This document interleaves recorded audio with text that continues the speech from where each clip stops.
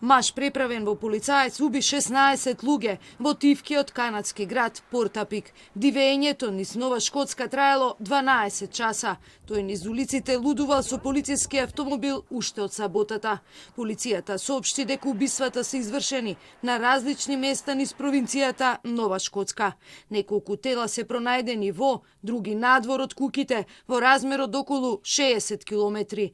Во текот на ноќта полицијата ги советуваше жителите кои веќе се затворени во домовите поради пандемијата од коронавирусот, да ги заклучат вратите и да останат во подрумите. Најпрво полицијата соопшти дека напаѓачот е уапсен на бензинска пумпа во Енфилд, но подоцна јави дека е починат, но не соопшти како. Очевидецот Глен Хајнц раскажува дека ја видел колата на убиецот паркирана на бензинска пумпа каде тој отворил оган. I just happened to drive by the Irving and I seen this SWAT team come in and park beside the pumps, and the fella got out of the passenger side and he just right out in front of the car and out with his gun and just opened up right through the windshield of the car. All I could hear was gunshots. And my wife, I thought I was going to have to call 911 because she was going into panic. It scared her so bad. Touches you right here, you know what I mean? It's scary. She goes, "Oh my God, lock the doors. He's here." And I peek out the window and I saw some RCMP vehicles and there was 4 or 5 uniform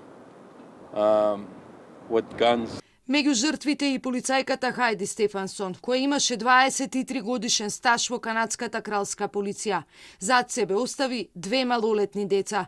Повреден е уште еден полициски службеник. Канадскиот премиер Џастин Трудо рече дека ова е ужасна ситуација, а првиот човек на Нова Шкотска Стефан Макнеил рече дека ова е еден од најнеразумните насилства во историјата на оваа провинција. Before we get started, I want to touch briefly on the unfolding events in Portapique, Nova Scotia. I know we've all been watching this on the news.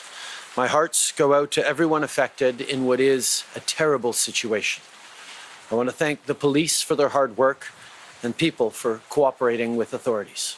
Ова е најтешкиот масакр во историјата на Канада. Во 1989 година во Монтреал беа убиени 14 луѓе. Напаѓачот носел делови од полициска униформа, користел еден автомобил кој наликувал на патролно полициско возило, но тој не бил службеник за справување со законот, туку стоматолог. Вортман загина по потерата низ целата провинција. За сега не се познати мотивите за неговиот напад.